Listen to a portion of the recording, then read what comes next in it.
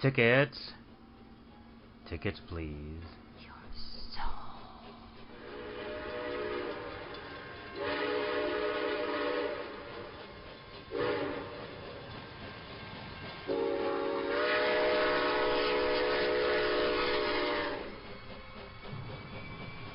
Step inside, take a ride upon the terror train. All aboard, be fair warned, these rails house fear and pain. Find a seat, don't mind the heat, just pray the lights stay on. Upon these rails, these bloody rails, in darkness lies no dawn. Yes, step inside, come crawl or glide, with us you shall remain. Upon this ride, this hellish ride, we call the terror train.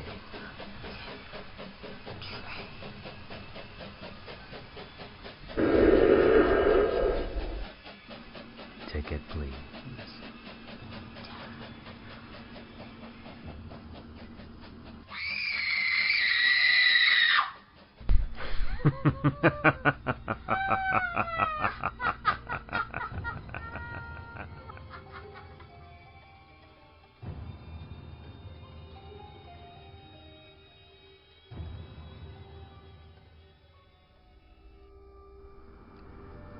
James Ward Kirk Publications presents Terror Train. Episode 104, Illinois.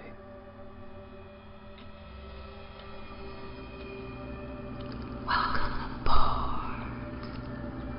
Welcome to my home. I am the disembodied voice, your ghost host, so to speak. Call me Terror.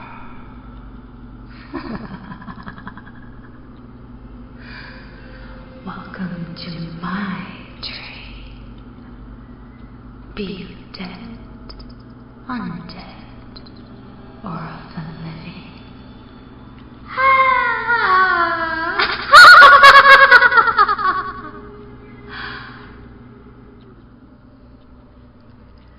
Tonight, we extend our bloody hand to Mike Johnson, boarding from Illinois. Not a novice, so he says, of all things haunted.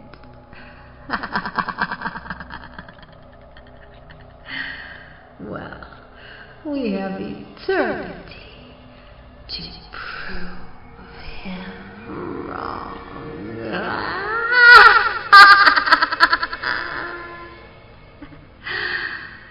His bloody ticket reads, Rat on Track.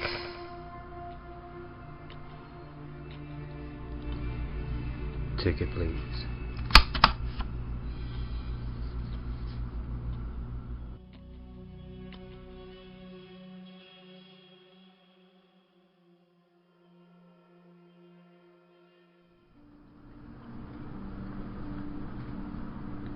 Right on Track by Mike Johnson.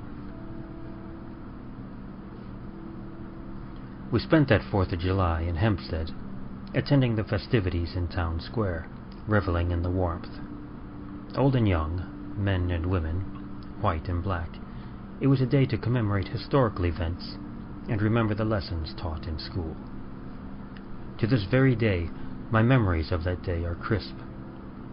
For a short time, we forgot last year's bad harvest and the dry spell that continued into this year, for the 6th year in a row. That day, we didn't go hungry, like so many times before. I picked up Freddie and Tim near the statue of Captain Wharton, Hempstead's own great war hero. Freddie was my oldest and dearest friend. When our teacher, Mr. Holloway, introduced us in Bible class, I immediately felt a click with this scrawny, awkward kid, although not so much an attraction as a mutual understanding that there was strength in numbers. We had been inseparable since that first day in school. Tim was a more recent addition. His parents had moved into Hempstead 3 years earlier. Tim's dad needed work, since most farm jobs in the Great Dust Bowl had disappeared. Hempstead was by no means wealthy, but there was always room for someone willing to work hard. Tim was a dreamer, always thinking up schemes to get wealthy, or famous, or both. Most of the trouble we got into was Tim's doing. The last of our merry band was dark-haired Nancy Grundig, regular tomboy, braver than all of us combined.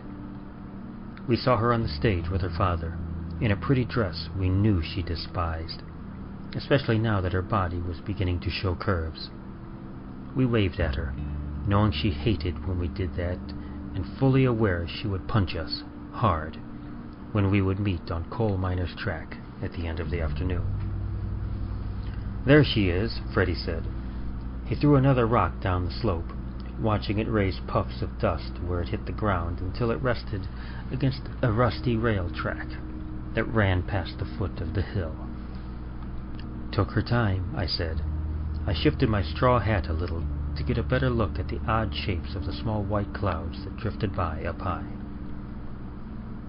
Tim spat out a piece of grass and waved. He and Nancy were kind of popular in school, and Freddie and I sometimes wondered what attracted them to us. Was it some kind of weird loyalty? Did they genuinely enjoy spending time with the two less than popular kids? Or did they see something in us that neither Freddie nor I could understand? Nancy had a long face. She wore her older brother's trousers and shirt, stitched with enough patches, mostly to obscure the original fabric. "My folks wouldn't let me go," she explained. "It's okay," I said. "Sun's not setting for another hour, maybe 2. You climbed out the window again?" She nodded and held up a knapsack. "Mom baked too many cookies for the contest. I snagged a bag full." Tim got up and patted his own bag. "Perfect for a midnight picnic with some wine and sausage. What did you guys bring?" "Some cornbread," Freddie said. I knew he saved it out of his own mouth this afternoon. His parents had trouble making ends meet. "We won't go hungry then," I said. "My mom's packed a jar of her strawberry jam and a bag of scones." Nancy looked at me. "Your folks let you go out at night?" "They think I'm sleeping over at Freddie's," I replied. Freddie chimed in. "And I'm sleeping over at Frank's." We had it all figured out. We even had an oil lamp with us. "So, we're all up to it?" Tim asked. He reached out his hand and looked at us. We each laid our hand on his. Tim smiled. "It's on then. Tonight we sleep in Kensington Station. What an adventure, huh?" "What if it's really haunted?" Freddie asked, a soft tremble in his voice. Tim shrugged. "We'll see that when we get there." He walked down the slope until he reached the tracks, then waited for us to follow. Although it's a lot less warm and dry now than all those years ago, I can somehow still feel the heat emanating from the ground. The gravel soaked up the sun all day long. As we walked along the path the railroad cut through the woods and hills, we heard the track's metal creak as it shifted slightly and settled on the bed of sand, stone, and pebbles. We hummed, "Brother, Could You Spare a Dime?" That had been popular a few years back. We sang the chorus out loud, as well as the phrase, "Once I built a railroad, now it's done." The walk from Hempstead to Kensington Station took well over 3 hours, but the weather was good, and we knew of at least 2 streams that crossed our paths, and that allowed us a drink or 2. The first abandoned cars were on a piece of side track. They were coal cars, still filled with stones that might have been coal or perhaps some type of ore. Remnants of dark brown paint on gray weathered wood above the reddish-brown rusted wheels contrasted with the bright greens of the summer forest. As always, we climbed the cars, picked up hand-sized stones and threw them as far into the forest as we could. Nancy won.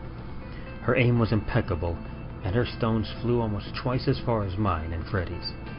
Only Tim managed to get close. "It will be dark soon," Freddy said. He was worried about sundown when the no-see-ums were out in force, especially on a hot summer day. We knew they always singled him out. "Ranger's Ledge is close by," I said. "Last time you barely scratched. Want to sit and watch sundown from the top?" "Yes, please," Freddy said. He took the lead up the north slope. Tim and Nancy followed. I looked back once more, seeing in my mind's eye the many coal cars, freshly painted, filled to the brim with coal and ore, moving slowly along the track, pulled by some invisible locomotive that huffed somewhere around one of the many bends. "Frankie," Nancy called. "Stop daydreaming." I shook my head and quickly followed them. Ranger's Ledge was a broad, rocky outcrop with a magnificent view of the surrounding land. The path the rail track cleared through some of the forest was clearly visible, winding back and forth between some of the rocky hills in this part, but straightening a few miles on to go directly onto Kensington. We had made the trip a couple of times, but never at the evening. It was Tim's idea to venture out at night. He called it a grand adventure. "Come on, guys. You can all call me Tim Sawyer, and we'll find our pot of gold in the thieves' den below Kensington Station." "You've read one book too many, Tim," I told him. "Still, I like the idea of walking around there at night, albeit with a torch and my friends close by." The whole notion excited my friends and me as well. We decided on the night of the 4th of July, hoping our parents would be too exhausted or inebriated to check up on us. We would be back the following day, somewhere in the afternoon. Then the sun touched the land, and we all were silent, all of us, while the glowing sphere sank below the faraway horizon. I kept an eye on Freddy, but apart from some idle neck-scratching, he did not seem bothered by the invisible pests foraging for blood in the dying daylight. That pleased me. Freddy and I dealt with bullying classmates all day, every day. Where I could shrug off their pranks and catcalls, they often hit Freddy hard, shaming and hurting him, both physically and mentally. Sometimes there wasn't much I could do, just be there for him when someone bloodied his nose. But that seemed enough. "We should be out of the forest before it gets really dark," Tim said. "We have another hour of dusk, so let's go." When we descended from Ranger's Ledge, the light in the forest along the tracks had changed. The friendly greens had turned a darker shade, and the shadows below the canopy were deeper and somehow threatening. We were all happy for the long twilight that allowed us to move out of the forest and onto the prairie where the tracks ran in a nearly straight line. Tall grasses covered the tracks and the bed of gravel they rested on. The chirping of crickets and other insect sounds surrounded us, much different from the deep silence of the forest. I remember feeling vaguely relieved that we were out in the open, with the light of the stars illuminating the prairie and the far-off hills and mountains. Nancy and Tim were slightly ahead, and they whispered and giggled a lot. "What's so funny?" I asked, raising my voice enough so that they could hear me. Tim stopped and turned, a smile on his face.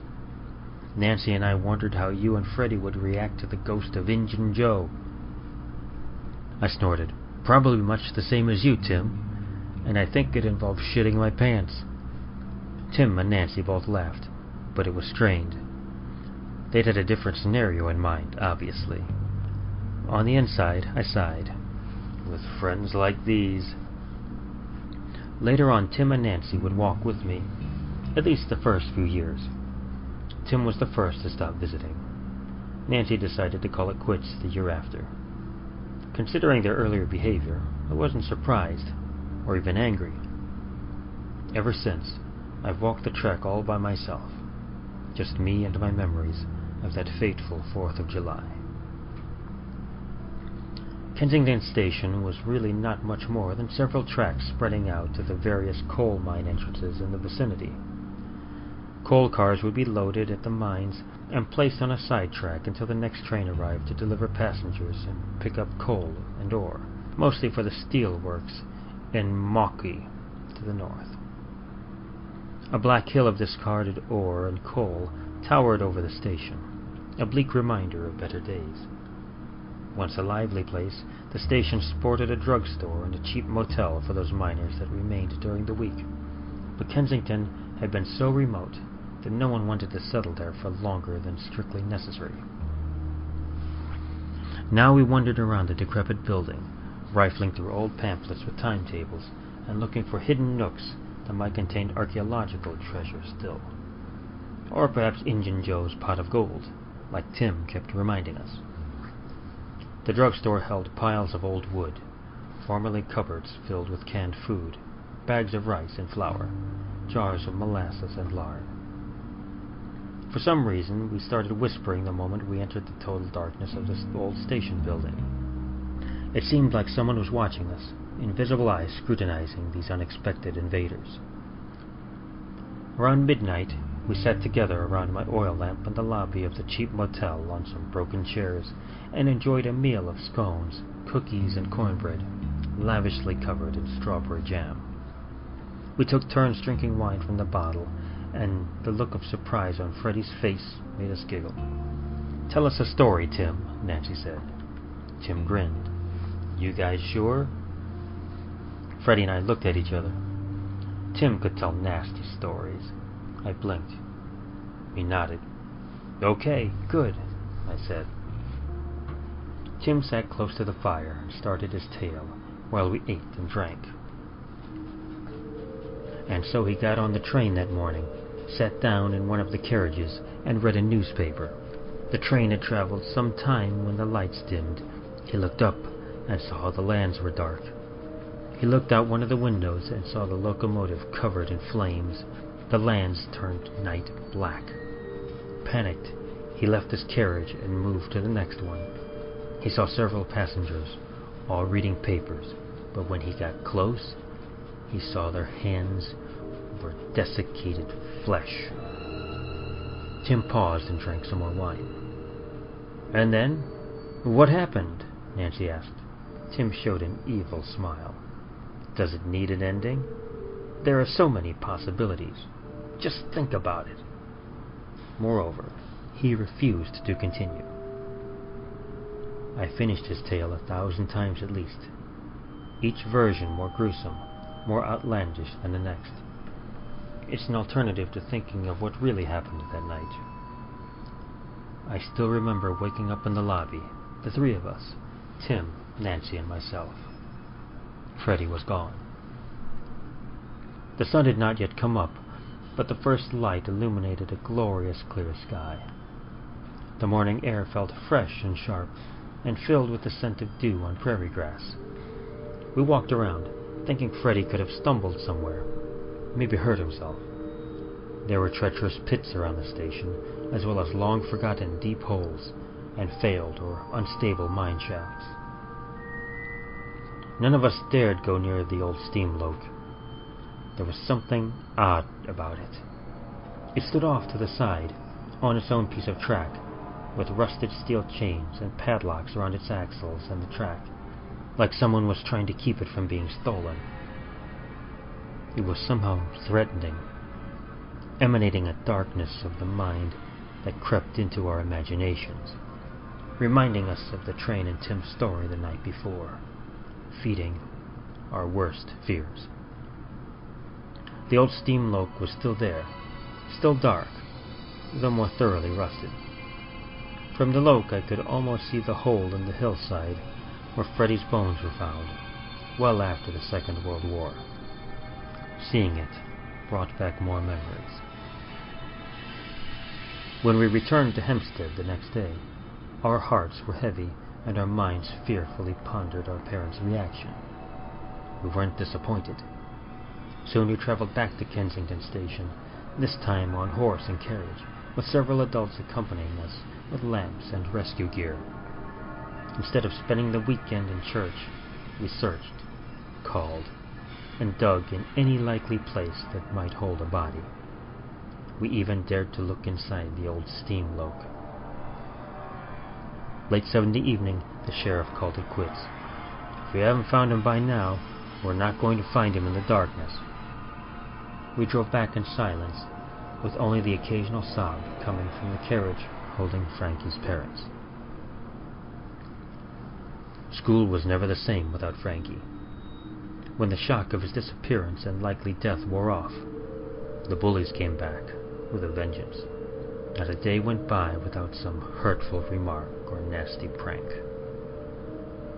Eventually I grew up and spent some time in the army toward the end of the war, but I never once missed out on my yearly trip along the coal track from Hempstead to Kensington Station. In my mind's eye, I could see the slow deterioration of the place, of the tracks, the trees that grew to double or triple size in the almost 70 years I've been coming here. Today's another 4th of July and the weather is good, almost as perfect as that fateful day, although the sky is crisscrossed with high-altitude contrails. I've walked along the track, following the exact same route we did so long ago, reminiscing, feeling the same feelings I felt back then, not filtered through years of experience and a calloused soul. At Kensington Station, I located the hole Frankie's remains were found in, and I sat down in the warm sand. I folded my hands and said a short prayer. Missed you, man. Missed you a lot all these years. I sighed and felt my eyes burn. What's with the deep sigh? A voice behind me said. I turned to look at the stranger. I blinked a few times to clear my eyes. A friend of mine died here, in this hole. Ah, yes, the old shafts. Deep, dangerous, and unstable, the stranger said. I missed you too, Frank. My heart skipped a beat when the stranger not only identified me, but did so with Freddy's exact voice. I looked at him, carefully, suspicious. Do we know each other? When he smiled, I knew who he was. It is you, isn't it? How can this be? What the hell happened? Freddy looked like a tall man in his mid-30s. Big brown sideburns, brown eyes, and a clear skin. He wore simple jeans and a white t-shirt. That night, I needed to step outside for a piss. I met Tim's Injun Joe. His face contorted as if he felt some unseen pain. He was a bad man, and he hurt me. Jesus, I said. I felt for this boy, this man. He had nothing to do with it, Freddy said. Injun Joe was an old vagrant, and I was an easy, weak prey for him. After he had his way with me, he hit me over the head several times and threw me down the hole. We looked for you, for hours, a whole day at least, I explained. Your parents returned several times. I smiled at him. But here you are. I know. I heard you, but I couldn't answer. When I heard everyone leave and the darkness came, I gave up. Freddy's lips showed a thin smile. I did not want to leave you alone, but I had little choice. I shook my head in confusion. I never blamed you, Freddy. I was just very sad that you were gone. I noticed you visited several times a year, Freddy said. You searched the station and the mine entrances. You even looked under the locomotive, although it scared you. Why did you never show yourself? I asked. You look young, actually. Freddy blinked. Look around you, at the horizon, at the sky. Look real good, and tell me what you see. I wondered what he meant by that, but listened. I gazed at the horizon for a while, not seeing, until almost cross-eyed. I saw the flames appear. Holy crap, is that some kind of bushfire? Now, look up, Freddy said. My eyes saw the sky like never before. Glorious, riveting, and overwhelming, and the sight left me open-mouthed. I stood for at least a minute until the sound of an approaching train pulled me from my reverie. I looked along the track and, far away, saw the lights approach. I thought this track was abandoned years ago. That is correct, Freddy said. It only rides on special occasions. I'm the special occasion? I asked, beginning to realize what was going on, feeling the onset of panic. Have I... Freddy smiled at me, benevolently. Somehow his presence and relaxed demeanor calmed me. We waited in silence until the train was close. I recognized the locomotive that pulled the carriages. It was the same steam loc that we did not dare approach all those years. We walked onto the platform of Kensington Station and watched the train arrive in a cloud of steam and loud hissing. When it came to a full stop, Freddy approached the first carriage and opened the door. He looked at me from the opening and said, "Well, are you coming?" "Is it safe?" I asked. "Don't we need a ticket?" "Come sit with me," Freddy said. Hesitantly, I entered and looked inside some of the compartments.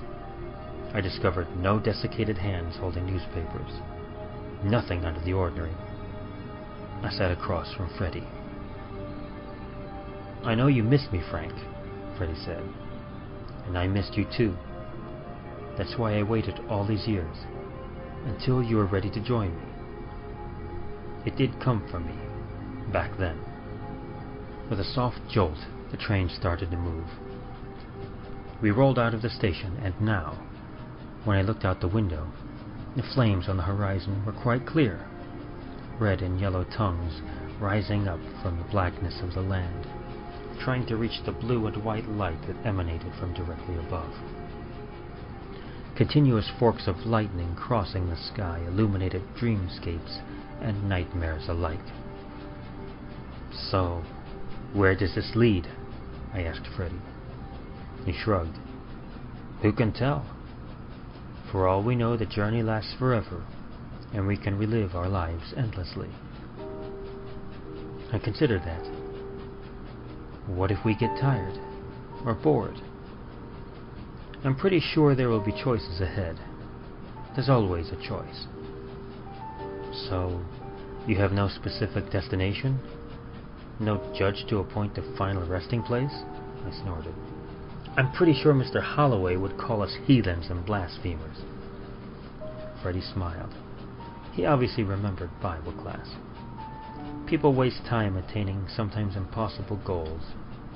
All the while they forget to look around and enjoy the path leading up to those goals.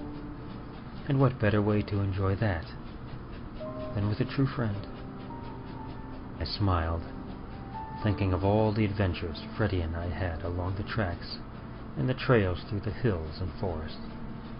Yeah, I remember. It was always about the journey.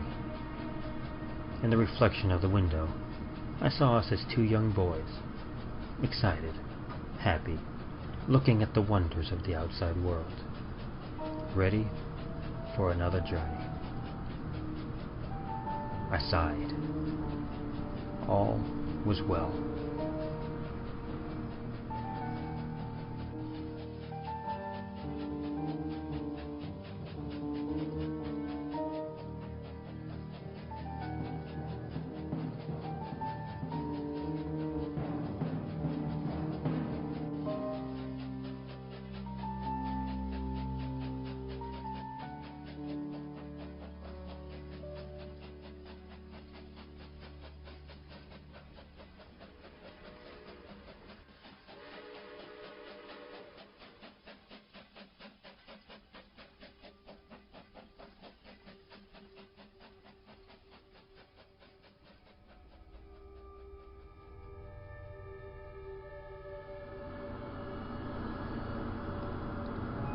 Yes, our guests have taken their permanent seats.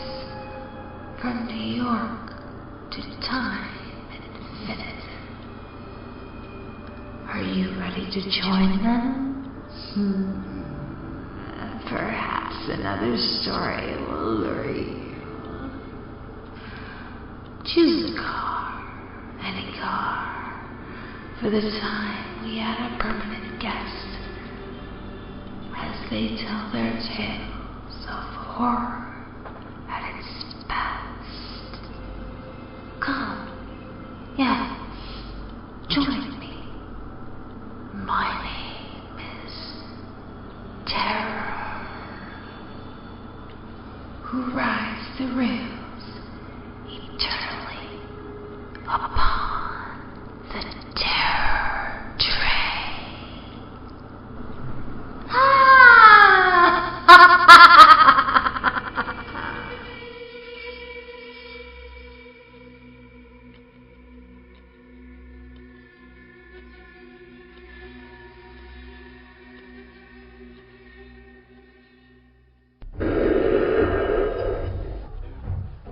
Survived this trek?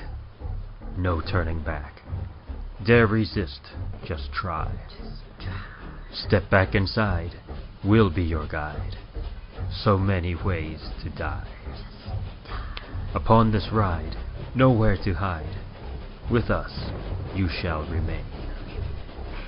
Upon this ride, this hellish ride, we call the Terror Train.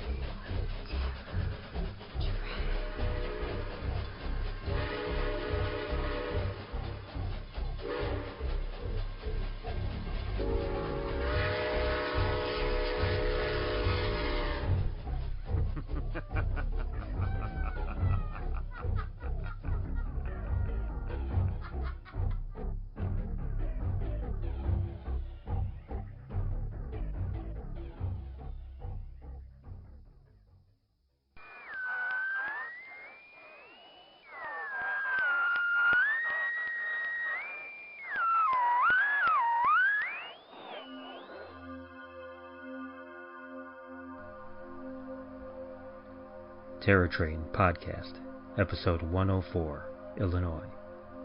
Produced by Krista Grabowski, David Schütz II, and Mary Genevieve Fortier. Podcast directed and arranged by David Schütz II. The Conductor, your narrator, was created by and played by David Schütz II. Terror, the Disembodied Voice, was created by and played by Mary Genevieve Fortier. Terror Train Podcast opening and closing poems written by Mary Genevieve Fortier. Host segment dialogue for Terror, the Disembodied Voice, written by Mary Genevieve Fortier. Production music, The House of Leaves, Chase Pulse, The Hive, and The Voices by Kevin MacLeod, Incompetech.com. Featured work, Right on Track, written by Mike Janssen. Production music, Clean Soul, Deep Haze, Ghost Story. Excerpt from Long Note 4, Inner Sanctum, It Is Lost, Quinn's Song, A New Man, and Quinn's Song, The Dance Begins, by Kevin MacLeod, Incompetech.com. Podcast program edited by David Schütz II. The stories and poems presented in the Terror Train podcasts are all featured in the James Wardkirk Publishing Anthology, Terror Train, which was edited by Krista Grabowski and A. Henry Keene. Cover art by Stephen Cooney. Content copyright 2014.